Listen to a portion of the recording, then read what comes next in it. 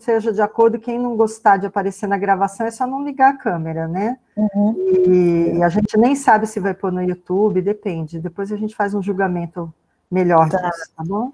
Desculpa te interromper de novo, semana passada foi a mesma coisa, mas eu sempre me esqueço. Não, eu também me esqueço, por mais que eu esteja acostumada lá com o Lefe, o VTube tem que me falar, grava, Grace, eu aperto o botão. Então, na semana passada, eu consegui preparar, né, um material para vocês, falando dessa estrutura narrativa, quem é, se é que foi, né, esse poeta chamado Homero, que na antiguidade era um nome referencial, né, tanto para o texto da Ilíada como para o texto da Odisseia. Não, a gente não tem as referências, né, dos outros textos, do ciclo épico, né, do ciclo troiano, por exemplo, mas a Ilíada e a Odisseia ainda, né, a gente fez toda uma caminhada, a gente foi até o período alexandrino, ainda que na Biblioteca de Alexandria, os gramáticos já têm assim apontado, olha, são dois momentos diferentes da composição da Ilíada, da composição da Odisseia, é possível, inclusive, que a Ilíada seja fruto de um autor, né, de um poeta mais jovem, e a Odisseia num momento de maturidade, né, ou a própria velhice mesmo, porque já se vê uma diferenciação com relação à abordagem. Eu dei o exemplo da concepção, né, da morte guerreira na Ilíada e como isso é repensado, é refletido na Odisseia. Então, acho que isso para a semana passada ficou bem claro. E aí, como a gente vai ver, né, os primeiros versos, né, semana passada a gente viu até o 100, hoje a gente vai ver até o 205, foi falado também sobre o que compõe estruturalmente, né, a gente não falou só do tema, mas o que compõe estruturalmente esses dois poemas. Então, a gente fez aqui uma análise do que é o proêmio, o que proêmio é esse, né? Então, no caso aqui, a gente está estudando a Ilíada, a gente fez uma análise do proêmio, que são os 7 versos, né, iniciais do canto 1, que se constitui, né, por uma invocação, por um resumo da história e o ponto de partida, né, sempre em médias res. A gente pegou aqui uma definição, a definição de Quintiliano, né, que analisando os proêmios, observa, né, que com a invocação das deusas, o público se torna benevolente, né, porque aí abre o espaço do poeta para falar diante desse público. Acredita-se que nesse período, né, a recitação ou a performance dos poemas homéricos, eles não eram feitos em um festival religioso, então a escolha, né, a opção pela divindade musa, né, ou as musas, filhas da memória, era uma opção neutra, porque elas não tinham exatamente um local específico de culto, então poderia circular por toda a Grécia. Uma coisa que eu não falei, que eu vou introduzir hoje, é que lá no VI século, né, a gente chegou a falar sobre o estabelecimento do texto por escrito por Pisístrato. No período de Pisístrato, havia as recitações dos poemas em festivais religiosos, tá? Só para observar, nas Panataneias, né? No culto da cidade, o culto a deusa Atena, havia. Então, no VI século, a performance tinha um contexto religioso também, mas isso não é apontado no período, no VIII século, tá? É mais no VI século, então quero deixar isso claro. Então, a gente tem aí a invocação que mostra para a gente, né, essa referência, essa relação do poeta com a divindade. E aí eu lembro a vocês também que a invocação, ela não é feita só, né, no canto 1, no proêmio. Vez ou outra, Homero, um pouquinho mais lá na frente, ele vai fazer invocação. Eu dei o exemplo do canto 2, né, que é o canto, para mim é o canto mais difícil de você recitar, de fazer a performance, porque é uma enumeração, né, de navios sem conta, e aí Homero chega, musa, por favor, me ajuda nesse momento. É claro que, como é uma parte repetida, e lembre-se, né, que a gente viu também o caráter oralizante desse texto, então essa repetição ajuda, é um recurso mnemônico para que ele se lembre do que ele tem que falar ou improvise o que vem na sequência, né? Então, invocação. Resumo da história, o Quintiliano vai falar muito bem, né, que o que se propõe faz com que as pessoas prestem atenção. Olha, eu vou contar a história de como um herói grego se irou, né? Então ele vai contar a história dessa ação da personagem e o torna receptivo, né? Então, porque aí ele vai apontar, olha, eu vou começar a partir daqui. Daqui onde? No caso da Ilíada, a gente leu, né, o proêmio, que é o próximo slide que a gente não vai precisar ler, que a gente leu na semana passada. A partir de onde? Quando os dois brigaram. Né? E aí o belo desse proêmio é que já aponta para esse universo do divino que vai nos indicar justamente essa realidade que vai ser apresentada, que vai ser por onde a ação vai passar, que é uma realidade de um universo composto de mundos diferentes que andam em paralelo, né? Então a gente ainda está, né, vai até o final desses 5 encontros, nós estaremos no canto 1. Então, eu gostei da ideia, viu, Renata? Porque fica menos cansativo e dá para... Porque na aula, vamos falar a verdade, é tudo muito corrido, porque são muitos cantos e eu dou enfoque a 3 ou 4 cantos, porque não dá para enfocar 24 cantos, impossível. E na quarentena, então, piorou, não tem condições mesmo.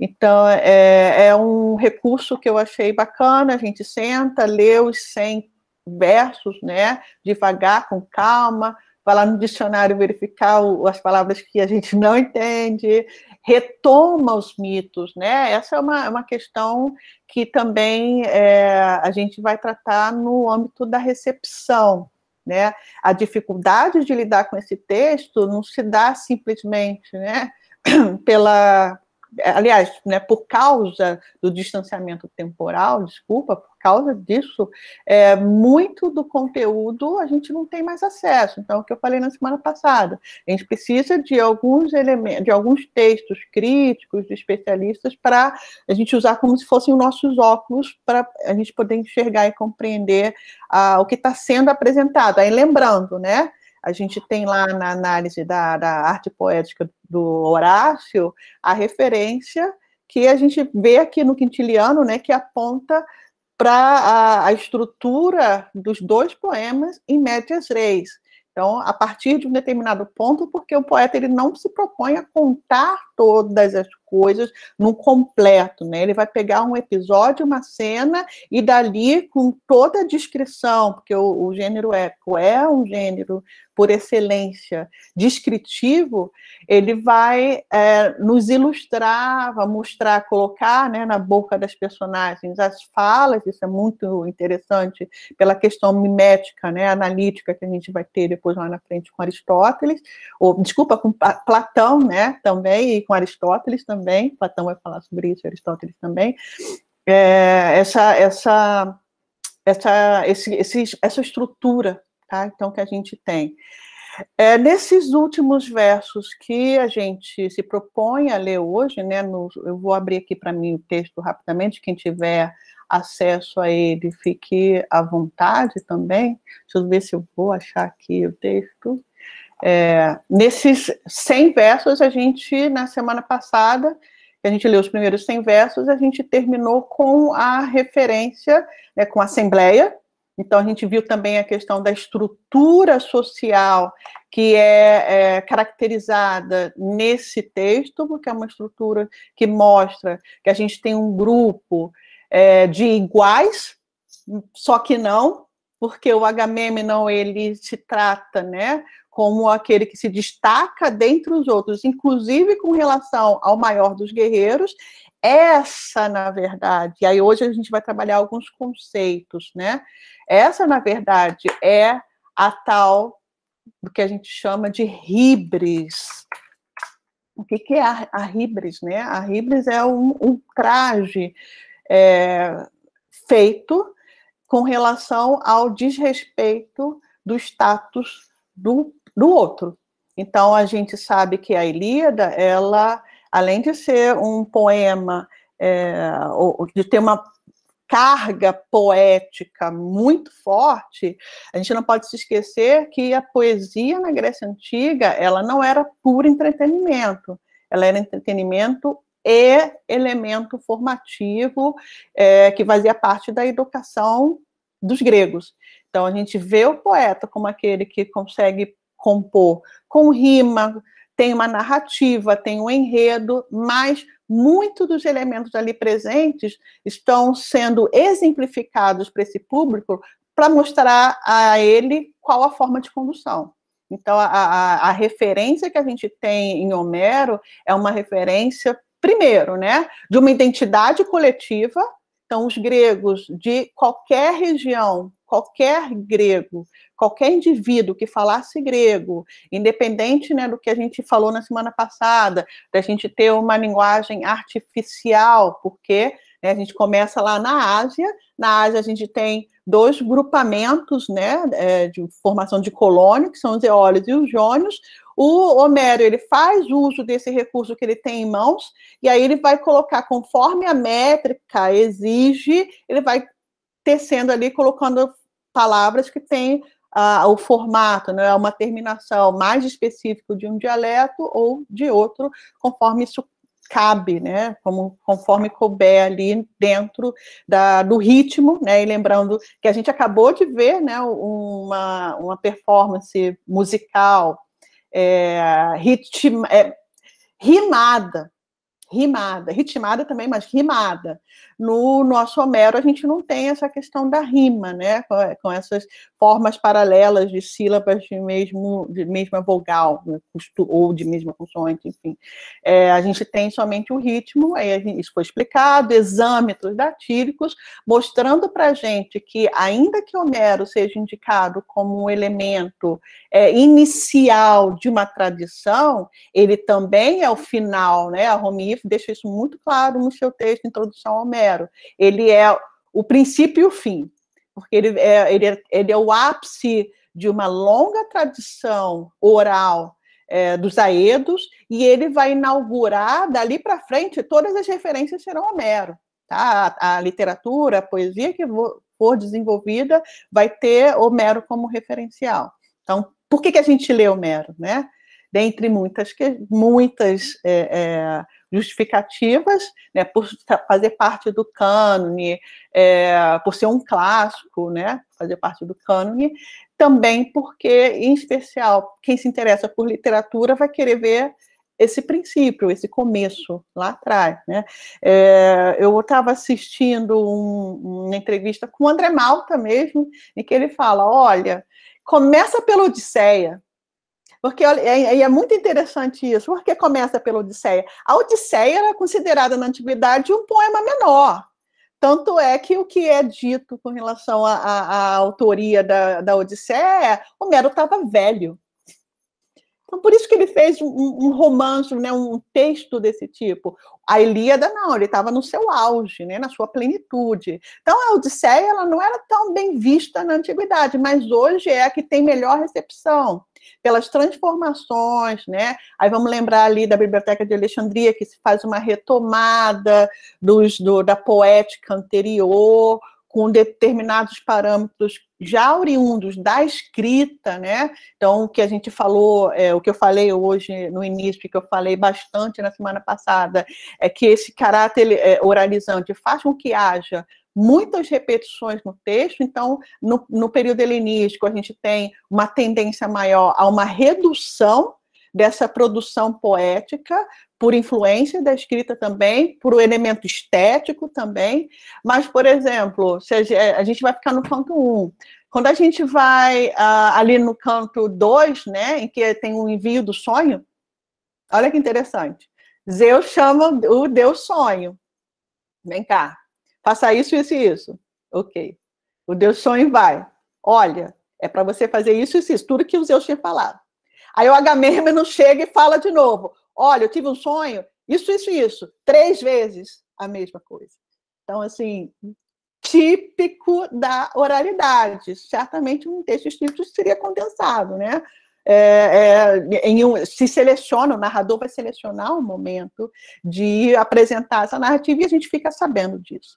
Então, assim, percebam nesse começo, né, da minha fala, quanta riqueza material a gente tem. Fora o que eu falei na semana passada com relação a toda aquela descrição, né, do duelo, do combate singular, quando o herói vai ali exterminar o outro, ele precisa resgatar não só a sua própria ascendência, como a ascendência do herói que ele está matando, para mostrar que os dois, né, são grandiosos.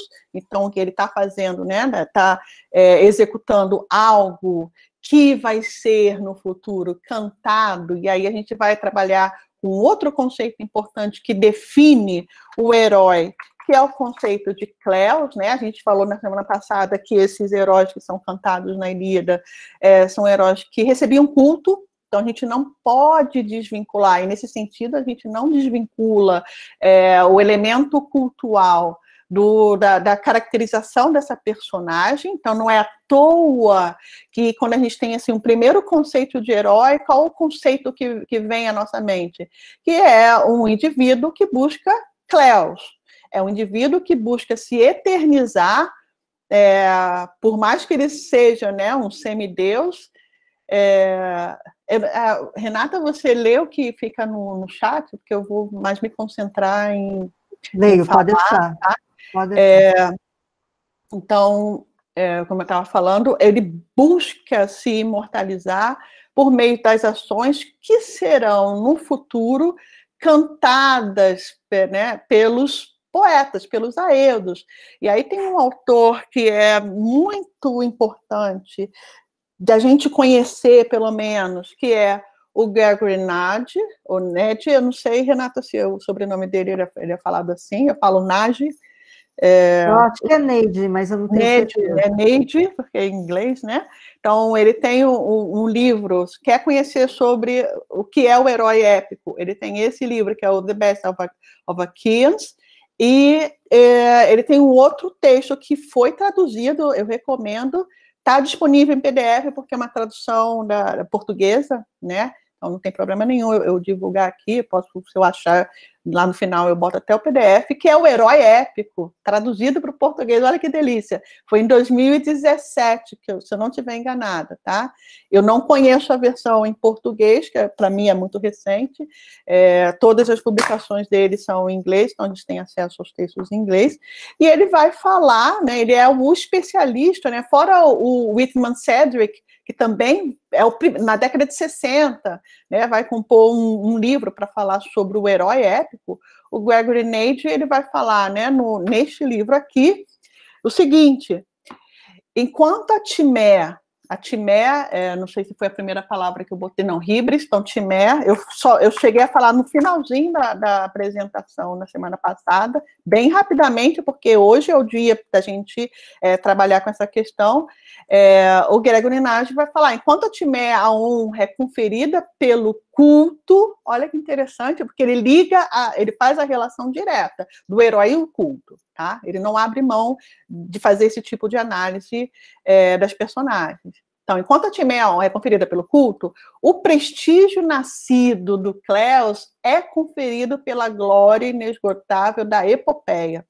Então, a gente está trabalhando ali com dois elementos, da configuração, da recepção dessa personagem que pertence a uma prática, né, de culto, e que, por isso, tem essa relação com a Timé como seu constituinte, e pelo que vocês veem, né, um dos maiores, né, que, inclusive, vai fazer parte de todo aquele conceito da Aristeia, né, que eu vou botar aqui para vocês,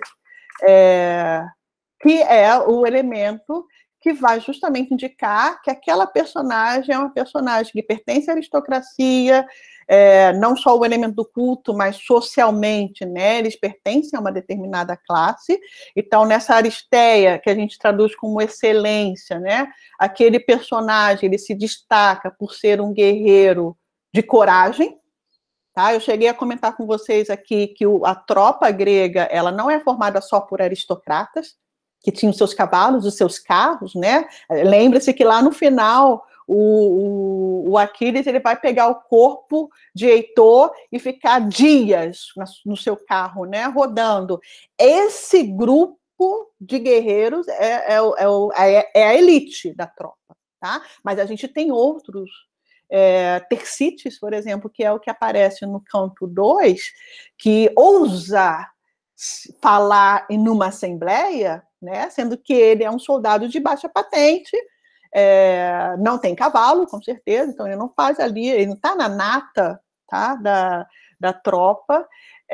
Como ele é caracterizado? Ele é caracterizado como alguém, ele até fala bem, tá? Ele até fala bem, mas ele é feio. Então, isso é muito interessante, a beleza do corpo, né?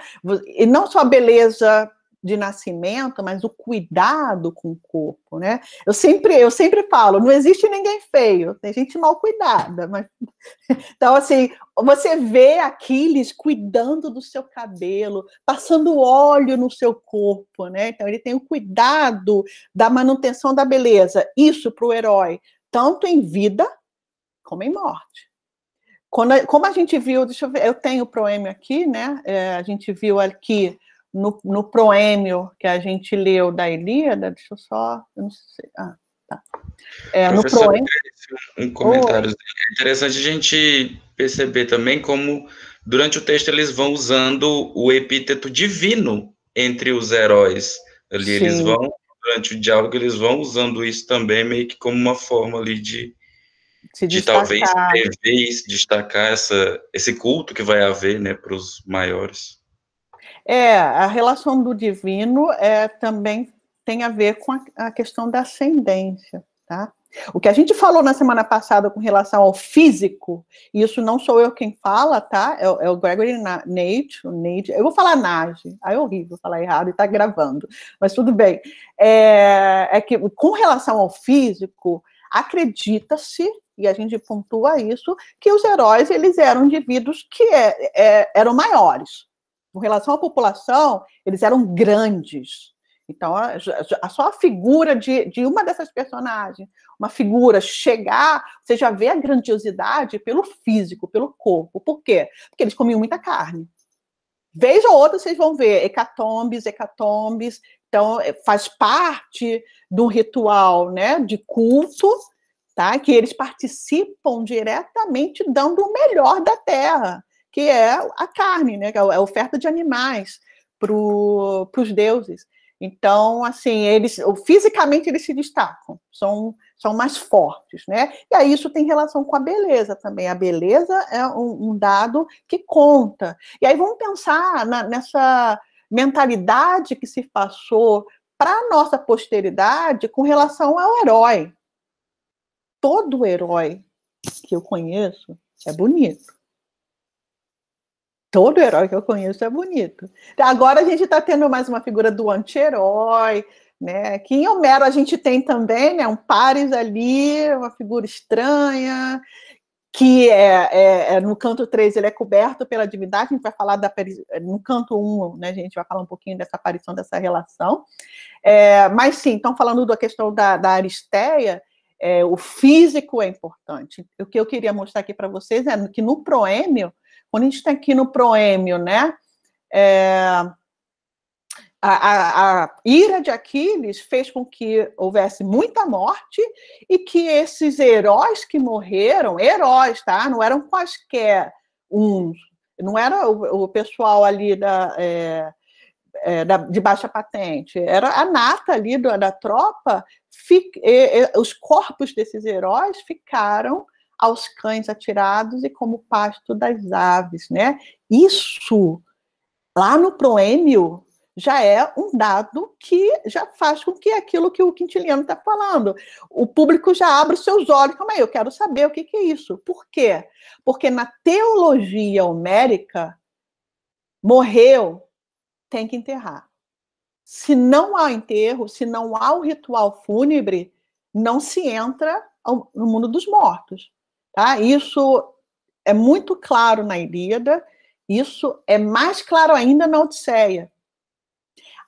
Aí a gente vai pensar, né? Eu acho que eu também na semana passada falei muito rapidamente da questão homérica, né? O levantamento, o estudo científico da formação dos 12 poemas, né? Eu falei para vocês que, de acordo com a escola dos analistas, a gente tem um núcleo narrativo e depois os acréscimos que podem ter sido feitos posteriormente. A Odisseia é o melhor exemplo disso. Olha que interessante, por isso que a Odisseia é vista também como sendo uma obra da fase, né, final ali de Homero.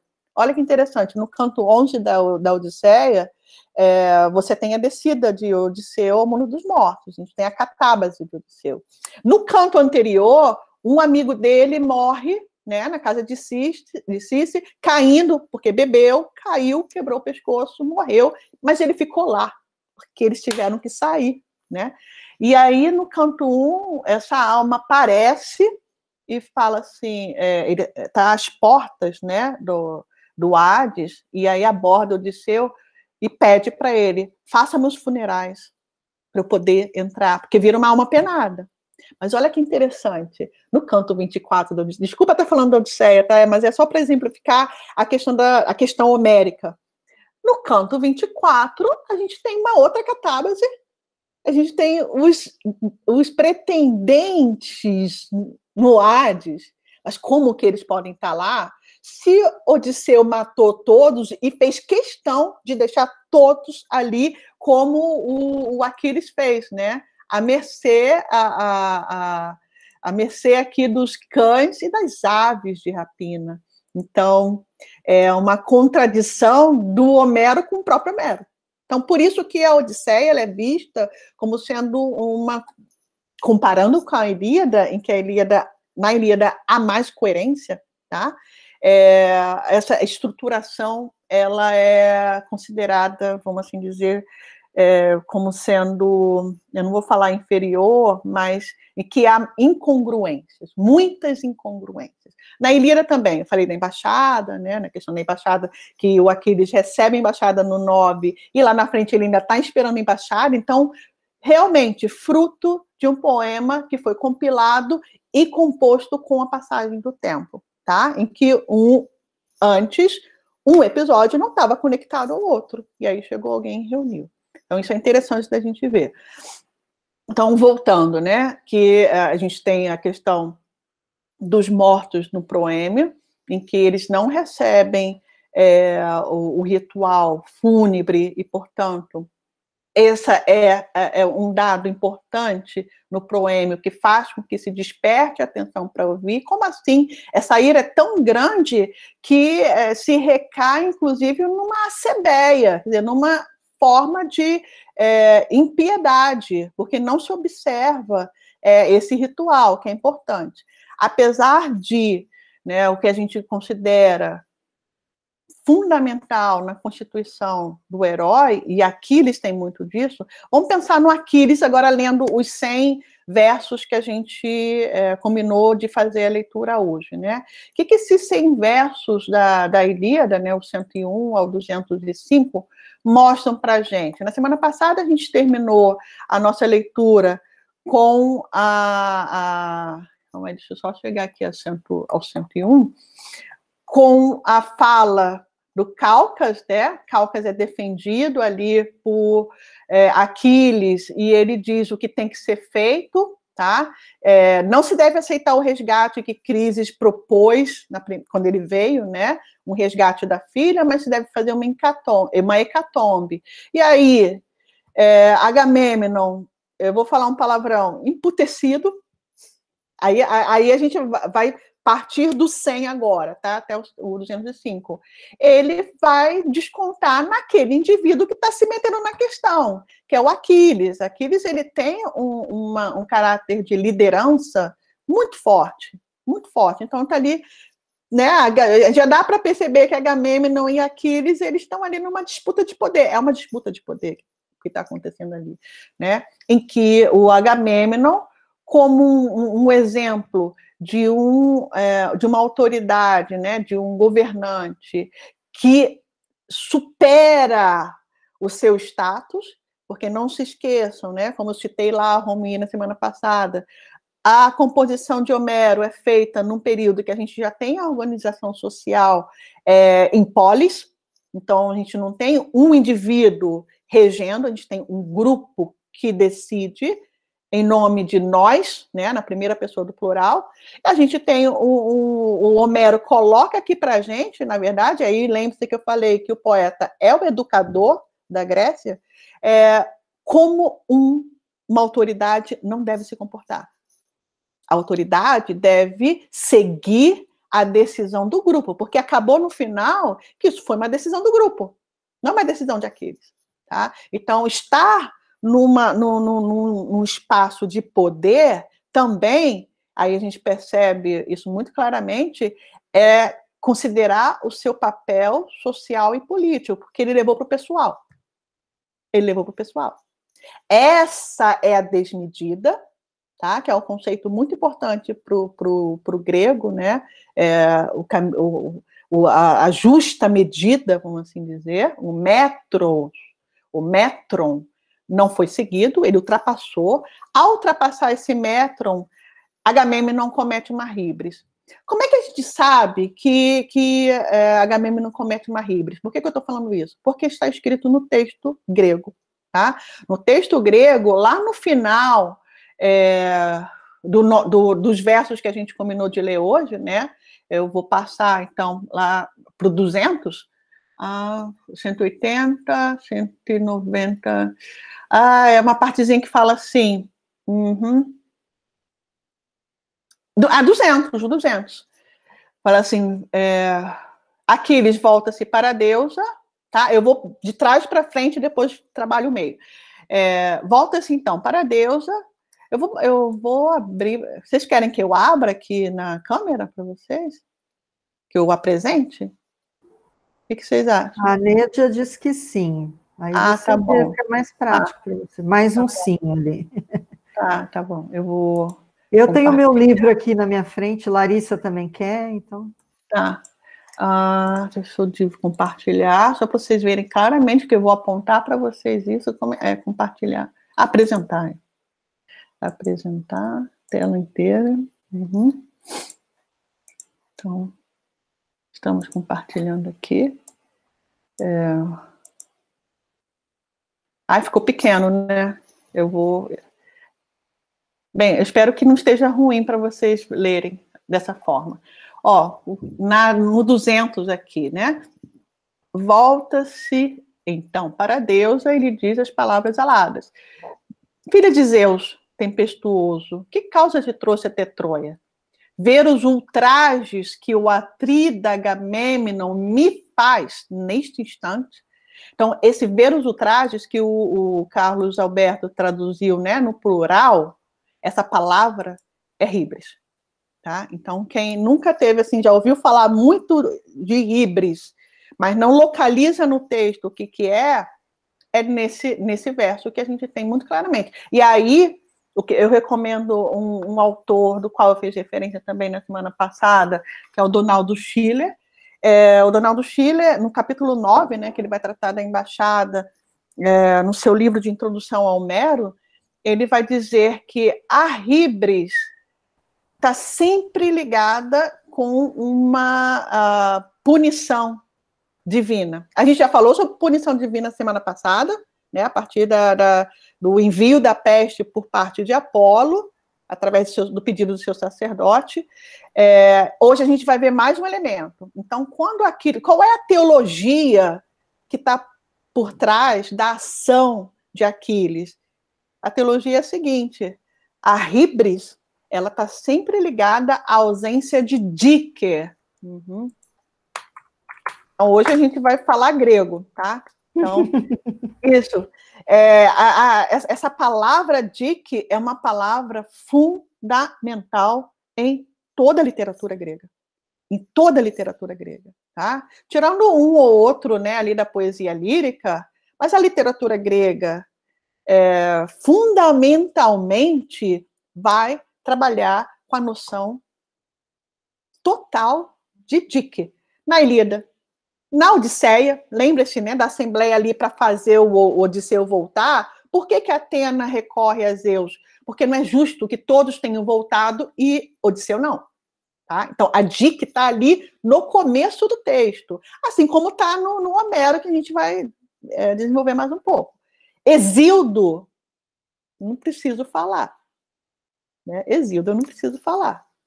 As sucessões divinas ali, né? Urano, Cronos e aí Zeus, o que Zeus faz? Ele compartilha a dica. E aí lembre-se da polis. Não cabe mais um poder centralizado num. Urano é passado, Cronos é passado, Zeus é a modernidade, porque ele vai dividir com os irmãos. Então, a Dique, ele é o Deus da justiça, por isso ele permanece. Né? Isso é belíssimo de ver. E aí, nos Trabalhos e os Dias, a Dique está lá, escrita em vários versos. Né? Então, de novo, aí o Homero iniciando e apresentando para a gente uma perspectiva da ação humana. O que está sendo questionado aqui, o que está sendo apontado por Aquiles é a questão da híbris, porque a híbris está sempre ligada a uma ausência de justiça. Tá? E onde há ausência de Dike, há um desequilíbrio universal. Tá? No universo e no mundo daqueles homens ali. Então, ele dizendo, né, que está desonrado, ele fala, eu estou desonrado, tiraram o meu Geras, né, eu apresentei para vocês qual é a relação do Geras com Timé, né, Timé é aquele elemento de reconhecimento social do valor do herói, e o Geras é a materialização desse reconhecimento social por meio, como eu falei, de um objeto, de uma matéria. Tá? No caso em questão, o objeto é uma mulher. Na verdade, duas, né? Criseida por Agamemnon e Briseida a parte de Aquiles. Tá? Essa vai ser a grande disputa. Então, ter retirado o Geras de Aquiles, né? O Agamemnon fazendo isso, mostrando, ultrapassando o limite da sua autoridade, então ele quer exercer algo que está além do que a ele cabe, né? Não respeitando o lugar do outro, essa é uma híbris. E aí, como eu estava falando, a visão, quando o Homero coloca, né, na boca de Aquiles, se referindo a Atena, você veio por causa da híbris, tá? Esqueça a tradução do Carlos Alberto, vamos lá para o grego. Deusa, você veio por causa da híbris de Agamemnon, porque você está vendo o que ele está fazendo comigo. Né? Isso que ele fala, ele tem um senso de justiça muito claro. Né? Aliás, ele tem um senso de... uma excelência de Aquiles que a gente pode apontar, dentre muitos defeitos que ele vai ter, tá? É que ele é justo.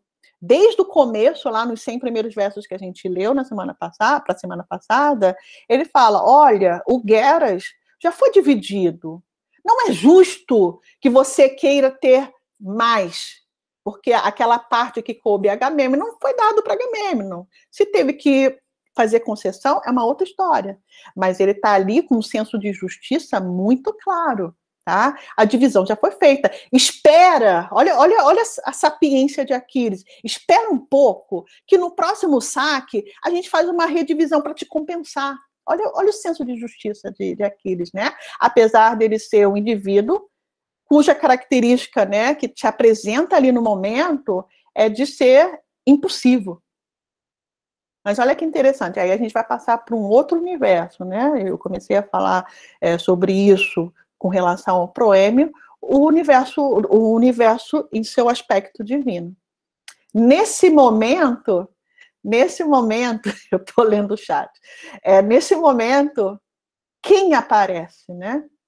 Que Deus aparece quando ele, eu acho, aí desculpa, eu vou ter essa parte, Renata, depois do 100, a Ilíada toda é belíssima, né? Mas tem uma partezinha em que ele fala muito claramente que o coração dele está confuso. Deixa eu ver se eu acho, tá? Porque como o meu é em PDF, eu não tenho marcado aqui, mas ele quer tirar a espada para matar tá? Isso claramente para matar Agamêmnon, para atacar Agamêmnon. E daí, tá no verso, eu vou mostrar para eu vou dividir a tela, né, para vocês verem claramente.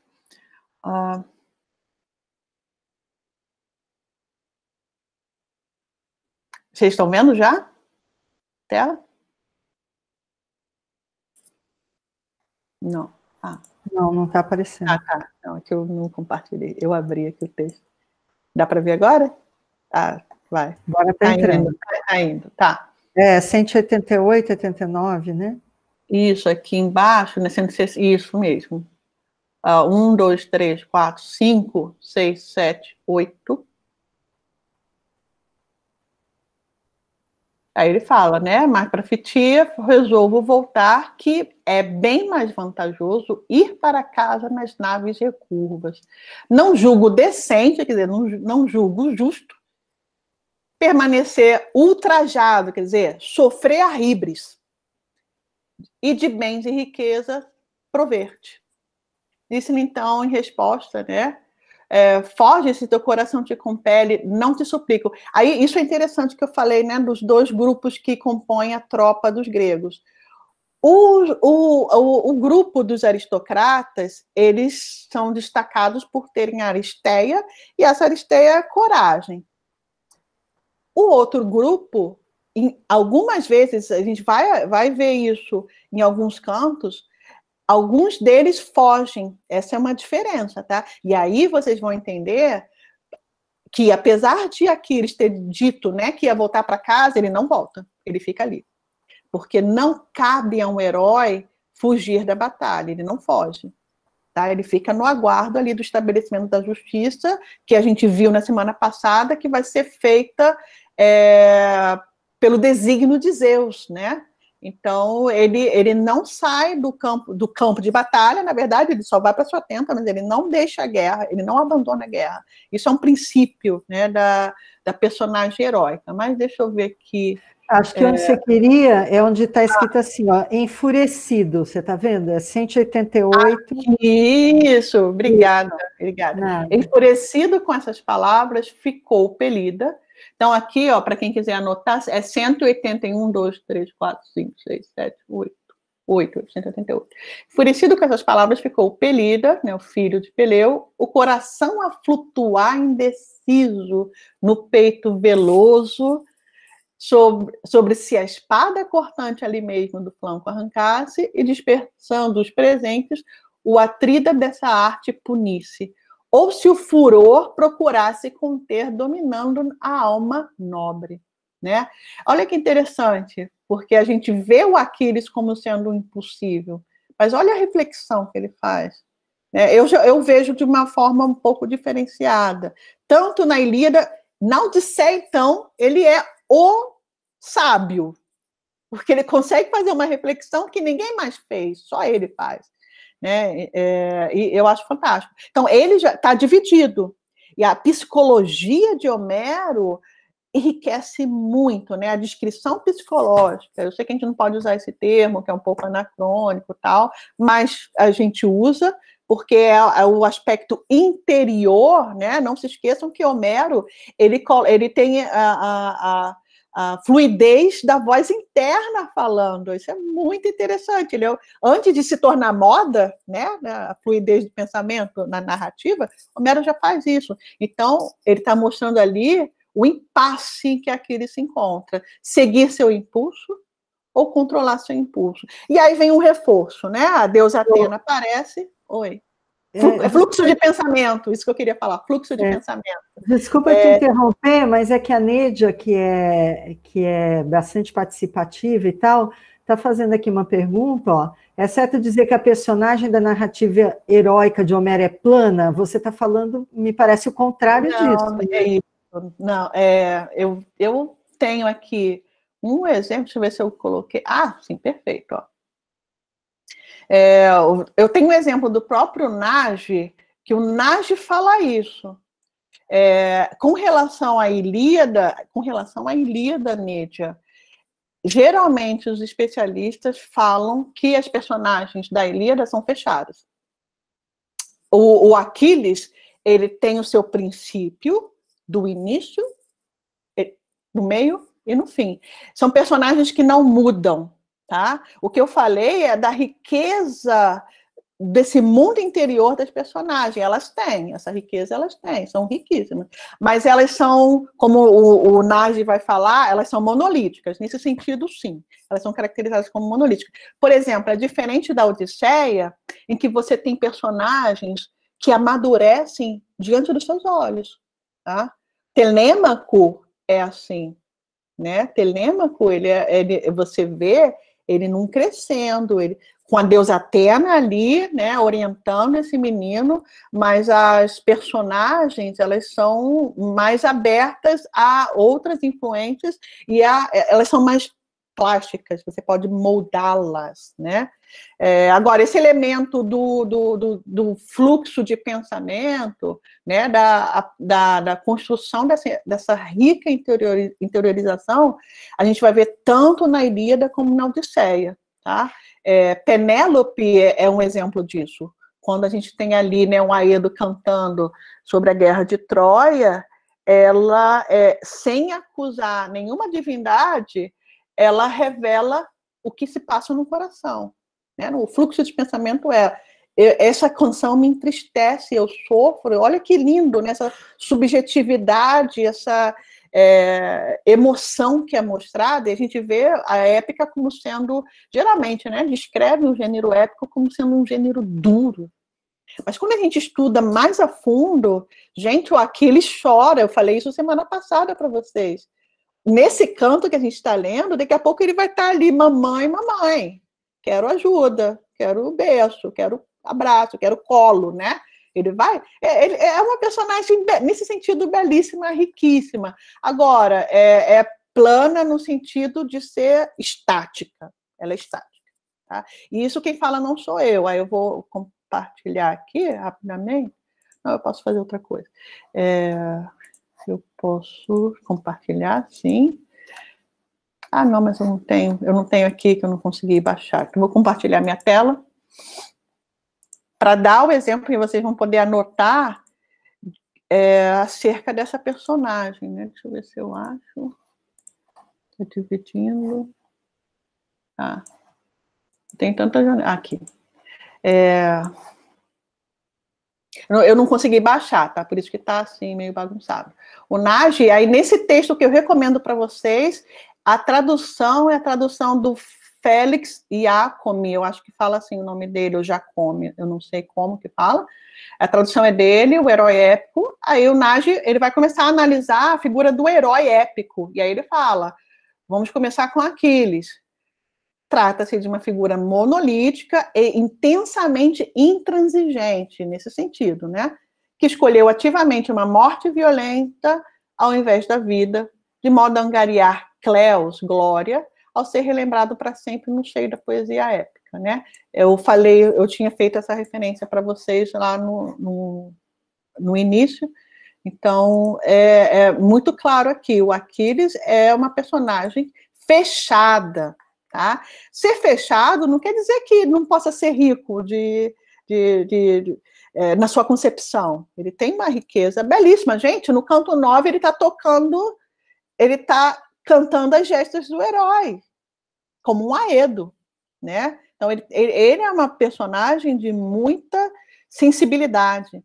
Por mais que ele seja, como eu brinquei com vocês na semana passada, ele é assim, né? Apesar dele ser máquina mortífera, ele é completo. Ele é uma máquina mortífera, de um lado, e ele é sensível demais para o outro. É um menino que sofre, é um menino que chora, é um menino que coloca ali na musicalidade, ele se expressa musicalmente. Ele tem uma sensibilidade artística também, né? Então, espero que vocês passem a ver o Aquiles de uma maneira diferente, né? Não só aquele menino birrento que, tirou meu brinquedo, não vou mais brincar, vou sair do playground. Né? Não, ele tem princípios e isso é muito bonito. A deusa, e aí eu vou voltar ali para o texto, tá? São só 100 versos, mas são versos riquíssimos, né? A gente vai voltar aqui para a deusa, E aí eu vou compartilhar mais uma vez, tá? Eu compartilho e descompartilho porque eu gosto de olhar para a carinha de vocês.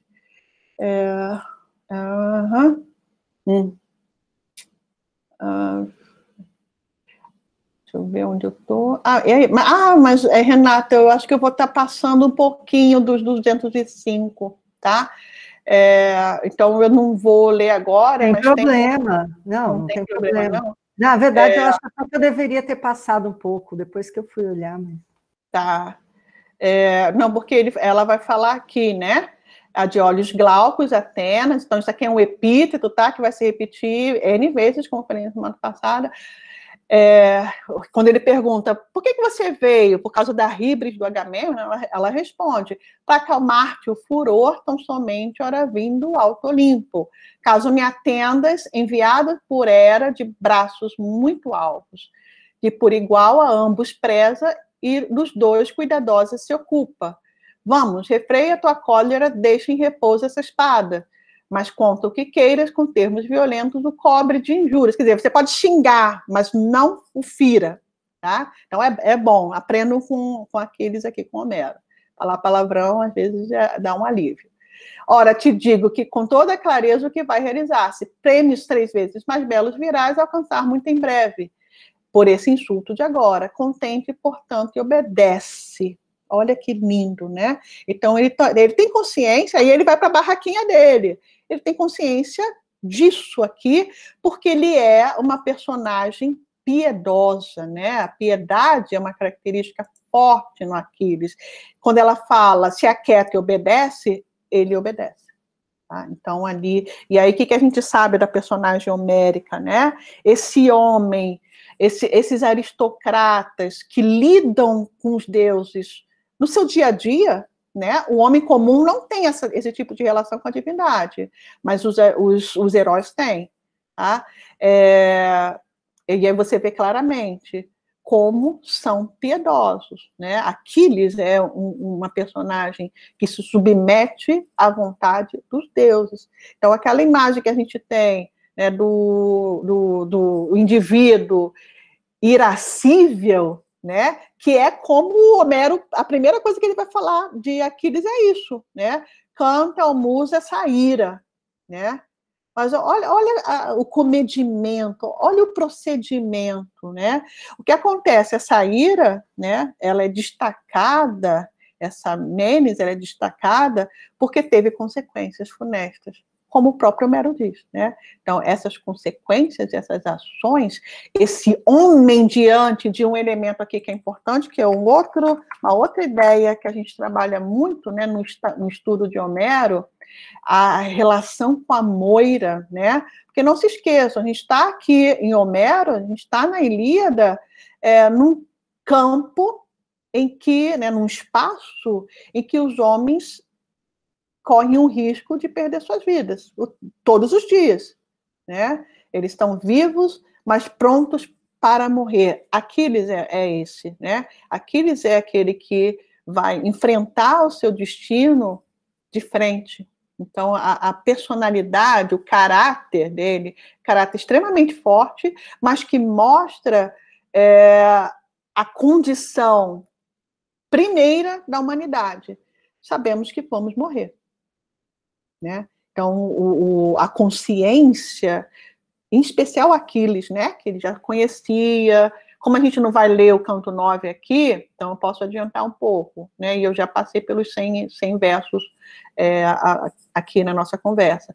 No canto 9, ele vai mostrar que ele tem a consciência clara de que, se mantendo no campo de batalha, ele vai morrer muito jovem. Então, qual é a opção que ele faz, né? Aí eu vou já fechando um pouco, fazendo paralelo de como eu comecei. Qual a opção dele na Ilíada, que não é a mesma do que ele reflete ali na Odisseia? Ele opta por ser cantado pela posteridade. Ele opta por Cleos, né? Ele opta por morrer jovem, e aí tem a valorização do corpo belo, e aí quem vem trabalhar isso muito bem é o Jean-Pierre Vernant, quem tiver curiosidade de ler, né, sobre a Bela Morte, né, o título é Bela Morte, o cadáver ultrajado, Olha o traje aí, olha a híbris aí, lá no final, né? Quando Aquiles vai ultrajar, vai desonrar o corpo de Heitor, tá? Isso, aí ele vai mostrar a sua... olha que interessante, né? A fúria. Então, a ira que caracteriza, né, que Homero caracteriza a personagem lá no início, de fato, o constitui. Que é uma ira que muitas vezes vai ser comedida, como a gente viu ali no exemplo da representação da deusa, né? Os deuses na Ilíada, que eu falei muito pouco na semana passada. Que figuras são essas, né, que aparecem? Primeiro, as personagens divinas, a gente tem 3 tipos, né, de personagens, ou dois tipos de personagens, as divinas e as humanas. Dentre as humanas, a gente tem os heróis, né, que o Gregory Nagy, quando ele analisa, né, a etimologia da palavra herói em grego, né, heros, ele diz que a tradução de heros deveria ser homem-deus. Eu achei homem-deus, homem-Deus, né? Porque é isso, porque, como eu falei, no nosso primeiro encontro, são seres que estão ali intermediários. E aí, o que a gente viu na semana passada? Quando morrem, eles são os protetores daquele território. Para a gente ter isso muito claro, né, eu recomendo a leitura de Hesíodo, Trabalhos dos Dias, porque ali ele vai caracterizar, né, uma geração, uma idade dos heróis, e mostrando como que eles se tornam heróis. A morte ali é o fundamental para que o culto seja estabelecido, né? Então, não se esqueçam que tem sempre esse fundo, né, na caracterização dessas personagens. Então, ele é um indivíduo que recebe a visita de uma deusa, a deusa Atena, né? A deusa Atena, ela aparece num momento de muita efusão, porque vocês veem que o emocional de Aquiles, ele tem seus ápices. Tá, a gente pode falar que ele é explosivo? Sim, ele tem os ápices, né? Ele vai chorar, ele vai se irritar, eu vou sair daqui. E a deusa Atena, que é uma representação que os antigos tinham, né, de forma muito clara, de elementos que constituem o homem, né, não é à toa que esses deuses são deuses antropomórficos, porque Atena vai representar o racional, né? Então, ali, o que a Homero também está mostrando para a gente é essa submissão, né, do Aquiles à deusa Atena, e isso vai ser ainda mais claro na Odisseia, porque a personagem, né, o Odisseu, ele é a representação da razão o tempo todo, enquanto que Aquiles é o da força, né? Então, esses 2 poemas juntam, né, esse herói perfeito, que é o herói que usa da sua esperteza para se safar das situações, e o outro que usa da força. Tá? Então, a figura de Aquiles e Odisseu, a gente tem que ver num conjunto, né? Ele se destaca pela força. Então, o envio dessa divindade é uma forma de mostrar um dos elementos que faltavam no Aquiles, esse comedimento, nessa, segura sua bola, porque ele, apesar dele falar, né, que ele já está ali dividido, obviamente que o que vem mais forte ali é o ataque, ao ponto da deusa ter que baixar, né? Então, as divindades, elas vão se mostrar ali no que elas representam nessa configuração antropomórfica no panteão grego, né? Então, lembre-se que esses deuses são deuses mais recentes, né? Se a gente puder continuar nessa fala, depois a gente vai trabalhar muito bem isso. A tragédia mostra, né, essa passagem dos deuses antigos, né, dos deuses velhos, para os deuses novos. O Homero, quem são esses deuses? São os deuses novos. Então, Atena tem ali um papel, uma representação muito importante no primeiro canto. Aí a gente pode dar um salto mortal depois para o canto 3, né? Qual é a divindade ali que vai estar atuando de uma forma mais efetiva? Afrodite. E aí a gente tem uma outra personagem. Quem é essa personagem que vai aparecer? Paris. Aí lembrando, né, daquela história do pomo de ouro, e aí eu até brinquei com vocês, não calculem a idade de Paris, porque ele estava lá no casamento da mãe de Aquiles, tá? Paris, ele já tem uma outra forma de condução. Quando ele fez a opção, né, negou a riqueza, negou o poder, né, que as deusas queriam ali suborná-lo para ser eleita, né, para ele escolher uma delas, ele vai escolher o amor da mulher mais bela. E aí a configuração da Afrodite, em todo o canto 3, o que a Afrodite faz ali? Primeiro livra, desculpa estar pulando, tá? Mas é só para a gente entender já desde o começo, Renata, como é que Homero vai apresentar esses deuses. Os deuses que são mostrados ali, com exceção de Xanto, né, que é o deus rio, que é o deus mais ligado, né, da sua fonte, que é a natureza, tá? A gente tem essa configuração, até o nascimento desses deuses é muito interessante, porque Atena nasce da cabeça de Zeus, e Afrodite, numa versão, nasce do esperma, né, do deus, né, quando o membro é lançado, e Afrodite vai livrar o seu protegido, né, aquele que a escolheu como a deusa mais bonita, Paris. Paris está num combate singular ali, ela o cobre por nuvens, o leva para o palácio, e aí fica muito claro como é que essa representação desse panteão. Afrodite vai fazer com que Helena vá para a cama para receber Paris. E aí ela vai no ouvido de um, no ouvido de outro, e eles terminam fazendo o quê? Amor. E esse é um outro dado, tá? Um outro dado da estrutura da composição do Homero. Tem uma teoria que é um tanto controversa, não sei se vocês já ouviram falar, eu vou escrever em inglês, tá? Porque a discussão é muito em língua inglesa. The Ring Composition. É muito a discussão mais recentes, né, da década de 90, dos anos 2000, sobre a estruturação narrativa da Ilíada e da Odisseia, em especial da Ilíada, né? Porque quem já tiver estudado a Ilíada aprende, por exemplo, que em comparação com a Odisseia, a narrativa da Ilíada ela é progressiva e linear, diferente da Odisseia, né? Que é mais circular.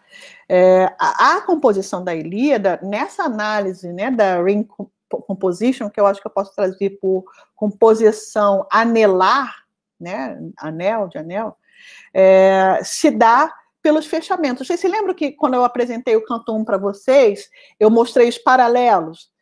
Tem uma briga de Aquiles e Agamemnon, tem uma briga de Zeus e Hera. Olha, que assim, é metade, tá? Metade, metade. Briga aqui, e aí na Ring Composition você tem essas estruturas assim, ó, D, A, B, C, D, C, B, A. Não sei se vocês já estudaram sobre esse tipo de análise, né, da estrutura narrativa, em que eu abro e vou fechando em forma anelar, né? Porque se a gente for ver A, B, C, D, eu abro de uma forma e lá no final eu fecho da mesma forma. Essa análise de estrutura anelar, ela é feita para a obra, para a poesia da Ilíada toda, tá? Porque a gente tem lá no final, né? A gente tem uma hecatombe lá no início, a gente tem uma hecatombe lá no final, uns rituais, né, fúnebres, então as coisas vão se fechando. O canto 1 fecha com o canto 24, o canto 2 é um paralelo do canto 23, o 3, e assim vai, tá? Nessa estrutura mesmo. Não falo dessa... Ah, tá, a Nedir, não. Desculpa, estou me metendo, é que esse livro é um outro livro. Essa estrutura, no próprio canto 1, você vai ver. Então, vamos lá. Briga no mundo dos mortais, briga no mundo divino. A única diferença ali é que a gente tem, no mundo dos deuses, uma reconciliação, né? E no caso, o nó é resolvido. No caso do Aquiles, o nó não é resolvido, mas não há um contínuo dessa briga. ela acaba porque ele se retira. Tá? Então, esses dois paralelos dos universos, no canto 1, do mundo dos deuses, do mundo dos homens, é uma característica, uma composição, e percebam a genialidade desse compositor. Ele coloca igualzinho, em partes iguais, essa estrutura em que ele abre uma e fecha a outra. Então, para já ir para o final, a estrutura toda da Ilíada vai não crescendo, apesar do caráter episódico da Ilíada e também da Odisseia. O que é isso, né, que a gente viu na semana passada? Você tem núcleos em que a narrativa tem início, meio e fim. Início, meio e fim. Muitas vezes até marcada pela aurora de Deus dos Róseos, né, que aí começa um outro episódio, e aí que acaba com a noite, né? Então a gente tem início, meio e fim nessas estruturas episódicas, justamente por causa dessa compilação de histórias que eram oralmente transmitidas, e não se esqueçam, né, a performance da Ilíada, ela não é feita num dia só, nunca foi, tá? Isso não tem, se faz um corte e se faz essa performance, né? Então, obviamente, quando você faz uma performance desse poema, você tem que fornecer ao seu público uma recitação ou um canto, um início, um meio, e aí fecha, tá? Se conhece o tema todo da obra, mas se faz um recorte também. Então, a gente vai ter o elemento episódico dessa narrativa, mas sempre linear. Então, um canto fecha, o outro abre, retomando. Olha que riquíssimo, né? Cada um, e aí lembrando que são mais de 15 mil versos, né? Então, ali se mostra, de fato, que a Ilíada é um produto de uma atividade poética muito bem desenvolvida, tá? Eu não sei se eu posso terminar aqui, Renata, para compensar na semana passada que eu falei para caramba, mas eu acho que os 100 versos, né, que a gente se propôs a ler hoje, eu acho que a gente trabalhou o conteúdo e a gente viu ali, de todas as discussões que a gente tem com relação ao poema, o que é representado nesses, e a gente faz uma retomada, né, nesses primeiros 200 versos do primeiro canto. Oi. Não, claro, eu acho que é até um bom horário, porque a gente dá a chance das pessoas falarem, né, fazerem comentários.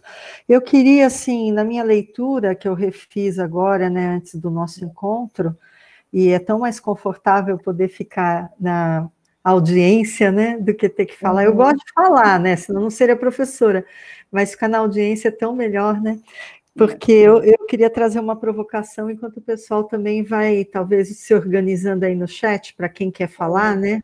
Tipo, que nem a gente fez da outra vez.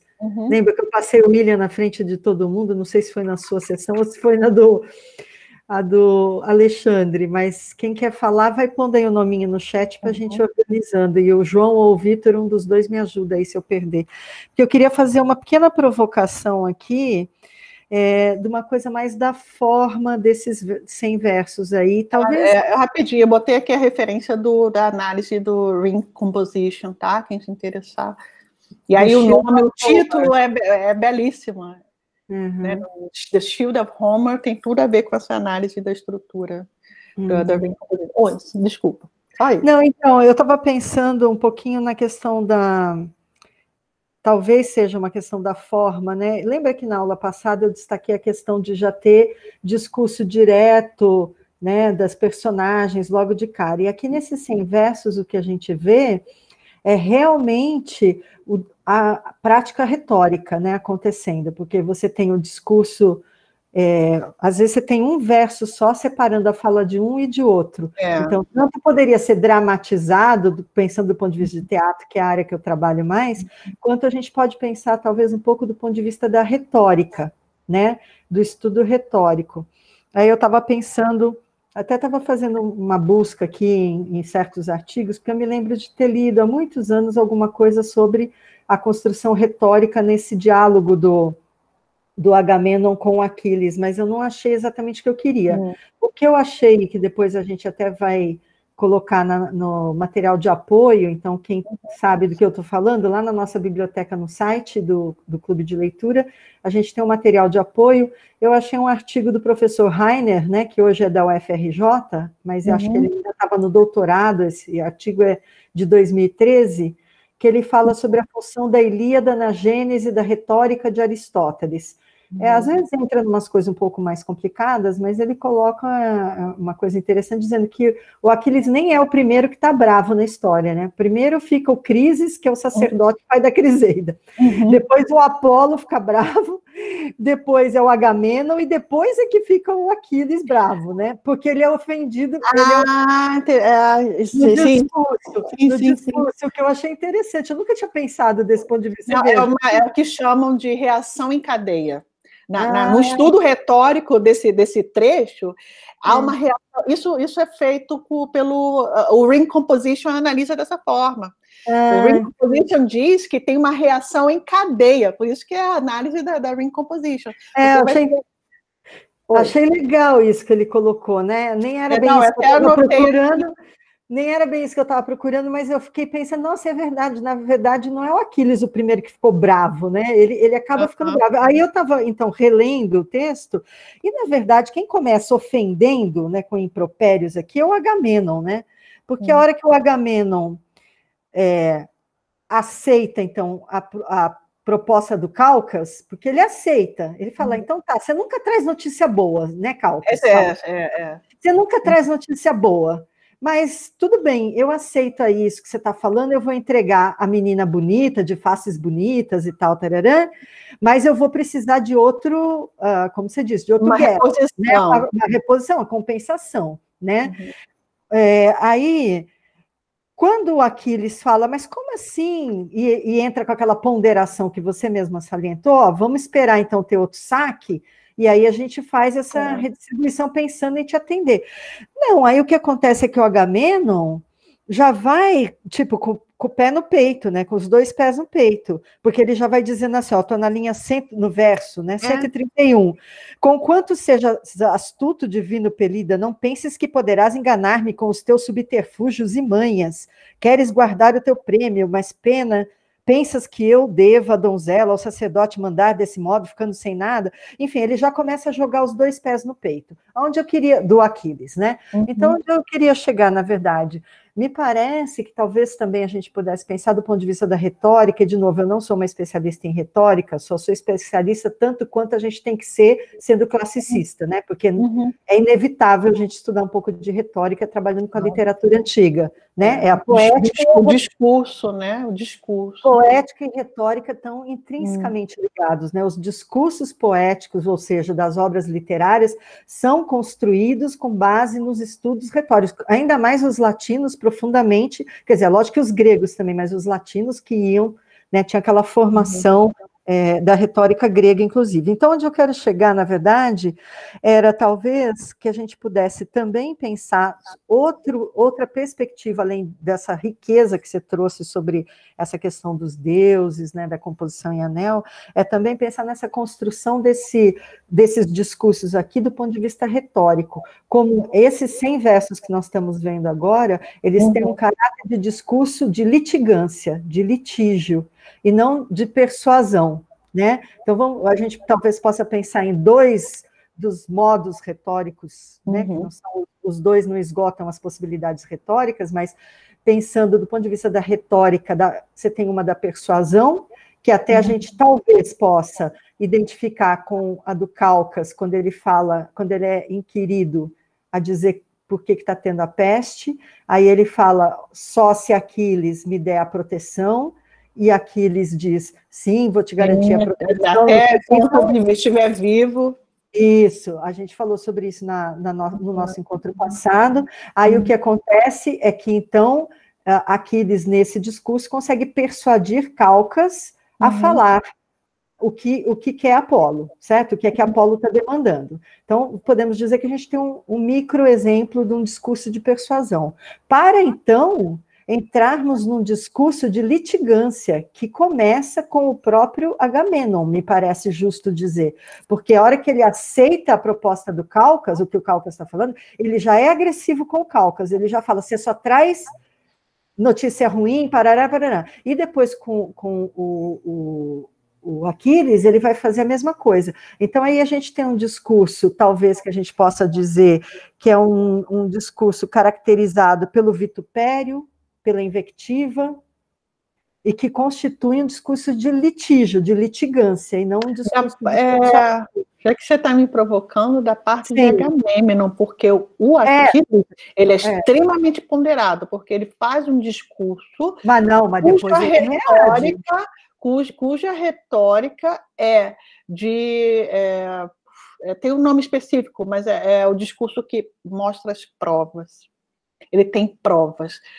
Então, o discurso dele é muito mais bem fundamentado em termos argumentativos, porque ele fala, olha, eu não fui para Troia porque os troianos roubaram meu gado. Eles nunca fizeram nada comigo. Ele dá provas de que ele não precisava estar ali, e estando lá, ele vai falar, ó, aqui no verso... Não, eu concordo, mas você está muito Aquiles. Não, ele fala assim, é bem verdade que a parte mais dura dos prédios sangrentos, a estes meus braços compete. Mas olha o verso 149. Sempre o pinhão mais valioso te cabe, enquanto me... Porque o Agamemnon, ele usa o discurso da autoridade. Não, eu concordo, mas no verso 149 ele fala, alma despida de pejo, que só de interesse se ocupa. Como é possível que algum dos... Aí ele já vai... É o Aquiles falando para o Agamenon. Sim. Aí ele já vai chutando o balde. E depois, tanto eu acho que nesse ponto eu estou certa, que a própria Palas Atena, que você mesma trouxe, diz assim para ele, fica só nessa... verso 211. Mas o quanto queiras, com termos violentos, o cobre de injúrias. Né? Fala pro Aquiles, a Palas Atena, para o Aquiles compensar essa raiva que vai levar ele a um movimento de agredir fisicamente, para compensar com xingamento. Então, me parece que aqui eu até concordo, ele apresenta argumentos, o Aquiles, mas o discurso é um discurso de vitupério, né? Me parece que é um discurso de invectiva, de ofensa, das parte contra parte. Portanto, não um discurso de persuasão, era onde eu queria chegar, porque você poderia ter uma reunião desses nobres, né, dessa elite ali guerreira, tentando fazer uma negociação que se pautasse num discurso persuasivo, mas não é isso que acaba acontecendo, a gente acaba encontrando um discurso de litígio. Entende onde eu quero chegar? É uma leitura... Sim, eu acho que é uma leitura possível, mas lendo mais uma vez, eu não consigo ver o Aquiles. O Aquiles, a expressão discursiva de Aquiles é diferente do Agamemnon. Olha o que o Agamemnon vai falar lá no 182. Olha o argumento que ele usa, que não é um argumento, é o argumento de autoridade. Visto-me haver Febo Apolo, da filha de Crises privado, acompanhada, pretendo enviá-la em navio ligeiro, mas em pessoa hei de o prêmio e buscar a tua tenda briseida, de belas faces. Então, ele não justifica que ele merece o prêmio porque ele luta, porque ele está na frente da batalha. O Aquiles, sim, o Aquiles fala, eu não posso ter... Assim, é uma discussão com relação ao elemento material ali, o Gueras. A discussão é o Gueras. E o Agamemnon, ele vai falar que ele merece ter o Gueras porque ele é rei, e é o que o Homero está falando. Gente, olhe para esse tipo de governante. Não é o que a polis precisa. Então, eles, simplesmente, por ter a função de líder do grupo, ele merece o Gueras. O Aquiles, ele vai mostrar todas as razões dele merecer o Gueras. E não é o discurso de autoridade, ele não usa em nenhum momento. Ele usa a sua função guerreira e o seu papel na guerra. O papel de estar ali no... Não a função, tá?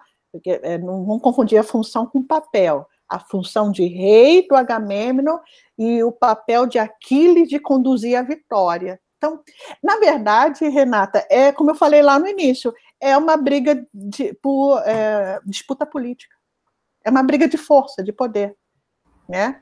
Eu sou merecedor porque eu sou imbuído dessa autoridade, e o Aquiles, eu sou merecedor porque eu sou imbuído de força. Só que como guerreiro, ele se justifica muito bem. O Agamemnon vai simplesmente falar, eu vou tirar o teu Geras porque eu sou melhor que você, ou mais poderoso que você, porque eu sou o rei. Ele não tem nenhum argumento, nenhum elemento argumentativo que justifique a sua ação. O Aquiles tem. O Aquiles tem ele vai citar N motivos para que ele age assim. Então, assim, ele tem um senso de justiça, Renata. Sim, eu defendo o Aquiles. Ele é o maior dos heróis. Ele tem um senso de justiça que não vai ter para ninguém, Renata. Não vai ter para ninguém. Tá. Ó, nós vamos passar agora uns comentários, porque já são 16h46 e tem pessoas para falar. Eu só queria também notar uma coisa aqui.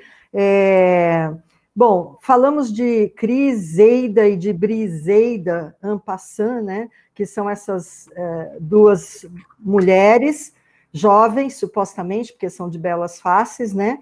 Que são transformadas em butim, que se tornam butim de guerra, né? Um espólio de guerra por causa da batalha. Ok. Então, essas são personagens femininas que a gente costuma dizer, quem trabalha com essa teoria de gênero e tradução, né, feminista e tal, que são personagens silenciadas, né? Eu queria só fazer um comentário, então, que para quem lê em inglês, né, há um romance que concorreu a prêmios, inclusive, chamado The Silence of the Girls, né, que é da Pat Barker, eu vou anotar aí no chat, de 2018, é bem recente, em que a Briseida, portanto, essa que é o prêmio de Aquiles e que depois vai parar na mão de Agamenon e depois volta para Aquiles, ela é a narradora, né? Então ela ganha voz. Não estou dizendo que seja o melhor dos romances e nem necessariamente que eu concorde com tudo que está lá, né? Inclusive há críticas a esse romance, embora ele tenha sido muito prestigiado no mercado de língua inglesa. No entanto, digamos, para quem tiver curiosidade, seria uma outra perspectiva de leitura da cena aí ficcional, né, da guerra e tal, do ponto de vista das mulheres, mais pela curiosidade. Me parece, João, que você está controlando a lista, o William seria o primeiro? Foi o primeiro nome que eu vi. Então, William, pode abrir o seu microfone, querido.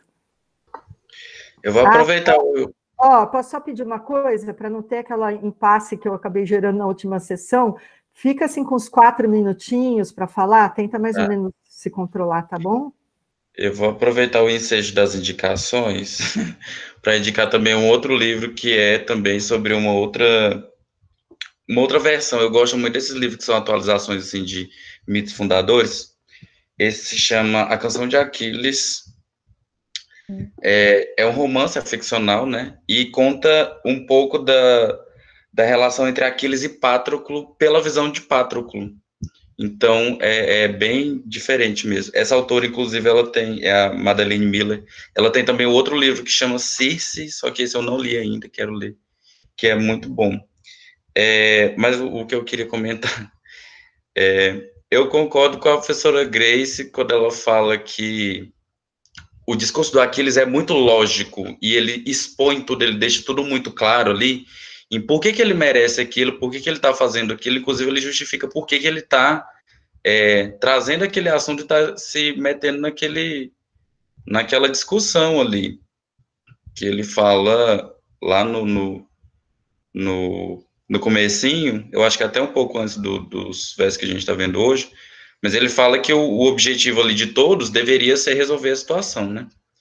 E também interessante como, quando eles vão se tratar entre si, eles têm esse cuidado muito grande em sempre trazer assim, um elogiozinho antes para depois meter os pés, como disse a professora Renata. Que é uma coisa que não acontece quando o Agamenon vai falar do Calcante, né? Ele já chega esculachando com ele. Com Aquiles ele ainda fala, olha, ele chama de astuto e tudo mais. O Aquiles também, quando vai se dirigir a ele, fala, notável filho de Atreu. Eu lembro muito e é uma herança retórica, uma herança tão grande que a gente vê hoje em dia nessas TV Senado da vida, as pessoas se esculachando e se chamando de excelentíssimo. É uma coisa assim que ficou no hábito dessa coisa da Assembleia e tudo mais. É isso, meu comentário. Obrigada. E se puder botar suas dicas no chat, William, só para quem não conseguiu anotar. Agora é quem? É a Nédia, João? Ou tem outra pessoa? Tem uma questão antes do Valdeir. Ah, né? Do Valdeir. Valdeir quer falar ou quer que a gente leia? Se quiser abrir o microfone. Ou... Silêncio. Eu posso ler também aqui. Não sei se a Grace está enxergando aí a questão dele. Uma questão, como fazer uma leitura da dimensão temporal da obra Ilíada e Odisseia a partir do início, meio e fim, tomando como figura, como a personagem de Aquiles. Uma leitura da dimensão... só a Ilíada, né? No caso seria a Ilíada, porque é uma personagem, como eu já falei, que vai aparecer no início, no meio e no fim.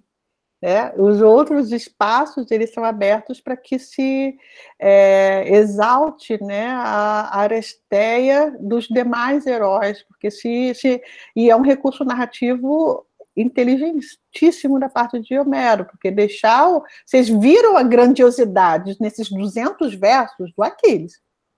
Ele ficar na Ilíada toda não tem para ninguém, porque ele tem um poder discursivo, ele tem uma força física, uma presença, que até, como eu brinquei na semana passada, né? Mesmo a ausência dele é presença. Né? A ausência de Aquiles na narrativa é presença. Então, ele está ali circulando do início ao fim, e do início ao fim, tá, Valdeir? Na questão da Ilíada, a Ilíada é simplesmente linear. É o Aquiles que sai, que briga, depois Agamemnon procura o Aquiles para que ele volte, ele não volta, é o Pátroclo que morre, e aí, irado, né? Mais uma vez, ele vai vingar a morte do amigo, e aí a gente tem início, meio e fim, nesse sentido linear totalmente. Com relação a Odisseia e Aquiles, bem, a gente sabe que a personagem principal da Odisseia é Odisseu, apesar da gente ter ali, né, o que a gente chama de telemaquia, que é o protagonismo, mas isso Homero faz tanto na Ilíada como na Odisseia. A função, né, na análise semiológica do texto, a função de protagonista, ou daquele que conduz a ação, é substituível, né? Não é exercido por uma personagem só, não. Na Ilíada, isso é muito claro. Na Odisseia, então, a gente tem blocos, né? Um primeiro bloco, quem conduz a ação é Atena ou é Telêmaco? Enfim, os dois, né? Telêmaco é a personagem que vai receber o maior enfoque. Depois a gente vai ter o Odisseu nas duas últimas partes finais, o Aquiles vai aparecer ali. Então, assim, eu acho difícil analisar essa perspectiva da progressão narrativa com base na aparição da atuação de Aquiles na Odisseia. Tá? E aí não vai caber a mim falar da Odisseia, mas vocês já devem saber que a narrativa da Odisseia é circular, né? Cheia de analepses, né? De vai, volta, então a gente tem ali no início um Odisseu que está ainda, né, guardado ali na ilha de Calipso, né, e é muito interessante isso, porque ele está escondido, né, e aí depois ele é liberado, tá? Eu sempre enrolo Circe com Calypso, é Calypso que está escondido. E ele, a deusa vai tomar a iniciativa de fazer com que os deuses aprovem o retorno dele, porque os outros já tinham voltado. Então, essa história vai começar com ele, né, a partir do momento que ele é liberado. Então, se libera o Odisseu para voltar, mas aí ele faz uma retrospectiva em primeira pessoa, cantando coisas que ele viu. E olha que interessante, só ele viu, tá? Então, o relato dele não é um relato socialmente compartilhado ali na narrativa, tá? Obviamente, a gente sabe da história da composição da Odisseia, que é uma composição social, né? Vai mostrar ali como os gregos veem, por exemplo, os elementos folclóricos ligados à atividade marítima, tá? Isso aí é claro para a gente que ali, né, aqueles monstros todos que aparecem, fazem parte do universo, seja desconhecido, seja amedrontador, né, das conquistas por mar que os gregos faziam. Então, ele tem essa representação social, mas ali, como personagem narrador, é uma personagem que vai contar tudo pelo aspecto subjetivo, porque todos os amigos dele já morreram, não tem mais nenhuma testemunha. Então, ou você acredita na imaginação dele, ou não tem ninguém mais para retrucar. Não, o Odisseu não foi bem assim, não. Todos já tinham morrido. Então, esse é o diferencial com relação à Odisseia, né? Na Odisseia, a gente tem um narrador que dá voz às personagens, ok, mas elas atuam, né? Elas estão atuando ali. A diferença é que na Odisseia, de fato, o Odisseu está narrando. Ele está narrando.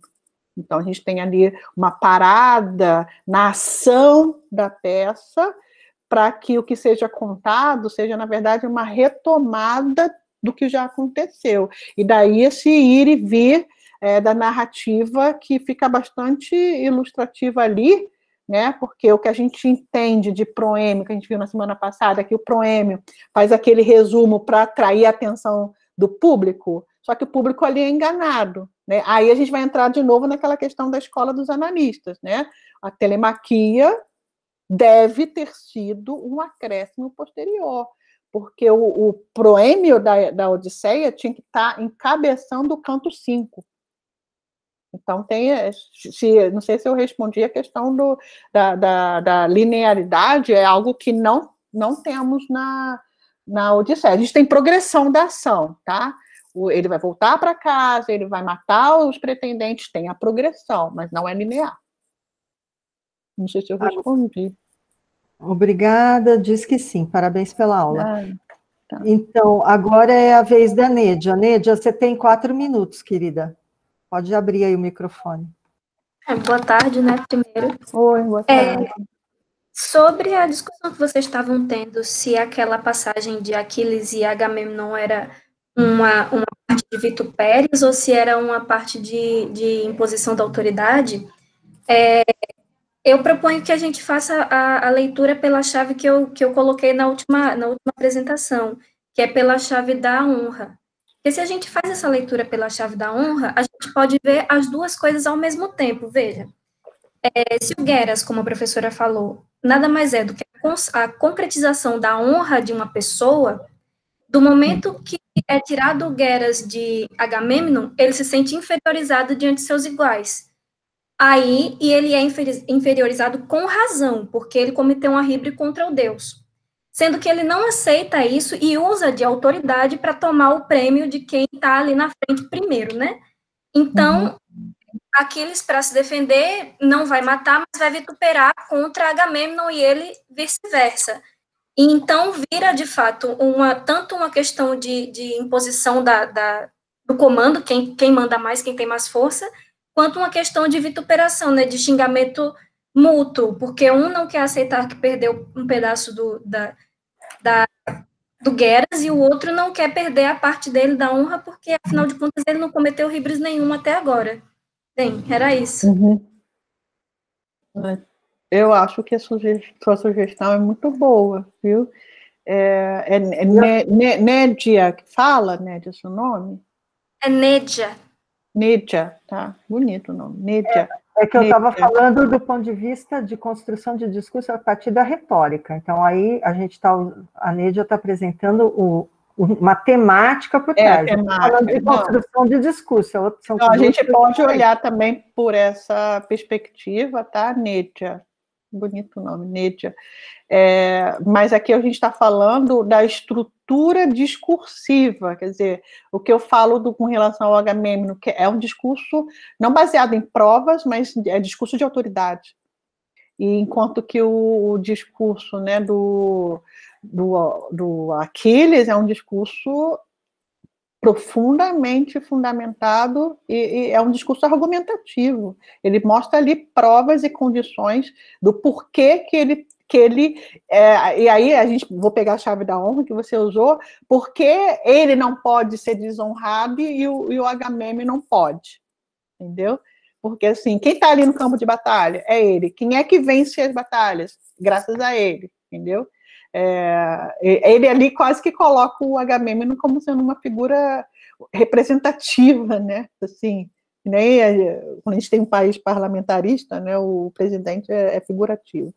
Então, ele esvazia o discurso. Essa questão, o Agamêmnon não consegue esvaziar o discurso do Aquiles. O Aquiles esvazia o discurso do Agamêmnon.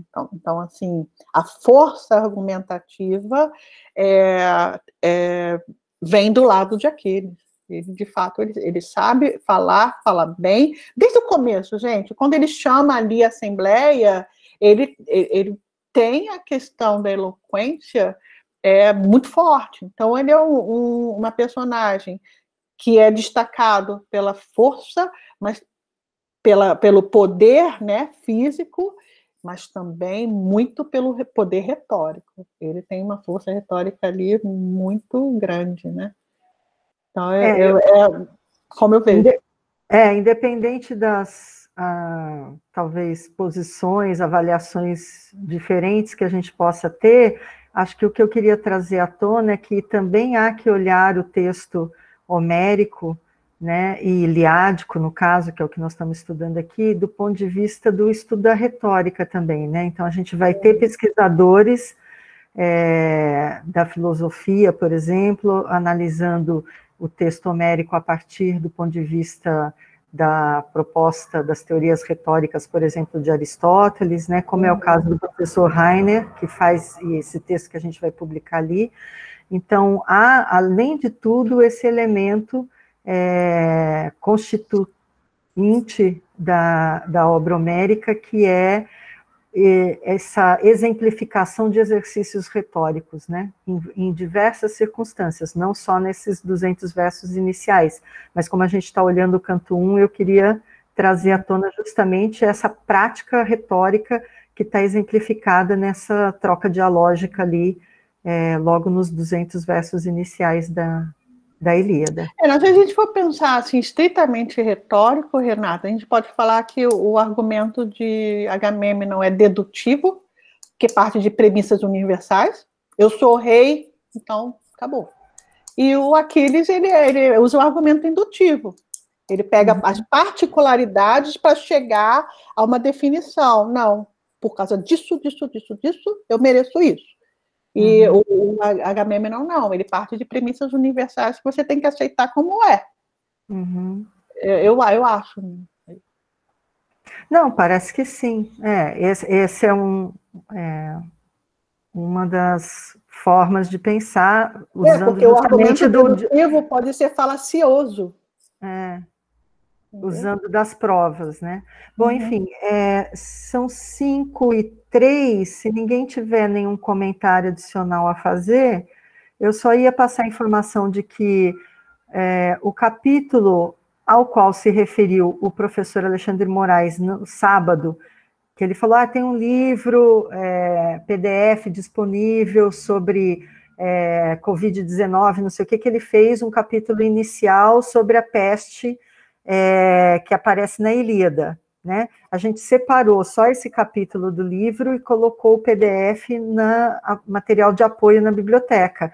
Eu realmente sugiro a leitura, porque não se aprofunda muito, mas explica bastante sobre essa questão do Gueras e da distribuição do butim, como ele tinha comentado longamente até no encontro de sábado, né? E esse novo texto que a gente vai colocar, que é do professor da UFRJ, ele também cita, fala também do Gueras, da distribuição do butim. Então, me parece que esse é um tema bem interessante, que a gente tem, além da Grace falando, além do Alexandre falando, tem esses dois textos, para quem se interessar, dar uma lida, para complementar, e entender a dimensão, né, quão grave era aquilo, né? Quão grave era aquilo para eles. Era uma coisa que, como diz a Nédia, que é o tema principal dela, da pesquisa dela, do projeto de pesquisa, que envolve a honra, né? A violação da honra, por uma parte e por outra.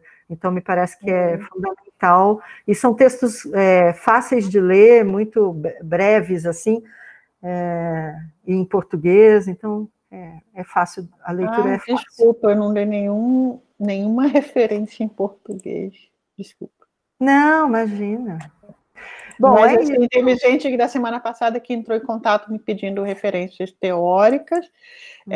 Sintam-se à vontade, tá? Aqui eu deixo meu e-mail, como deixei na semana passada, estou escrevendo aqui. E aproveito agora no final, né, Renata? Agradeço o convite, Renata, obrigada. Para mim, foi um grande prazer, está sendo um grande prazer. A casa é sua, né? Porque a casa é sua mesmo, literalmente. É verdade. João Vitor e o Vitor, obrigada pela organização, pelo cuidado, tá? Eu acho, assim, fica bonito, né? É legal, são dois, né? São dois monitores da disciplina, então cuidam bem disso. Até agradeço por estarem aqui trabalhando do lado da Renata, que a Renata trabalha pra caramba. E, assim, nessa quarentena, a gente precisa muito de pessoas como vocês, que colocam ali, como diz Aquiles, né? O meu braço conta, então vão lá fazer. E eu só agradeço a todos que vieram, né, tomaram seu tempo uma sexta-feira. Mas eu acho que em quarentena não existe mais negócio de sextou, né? Para nós não tem. Para nós fim de semana, ok, não tem aula, né? Isso é legal. Mas não faz muita diferença.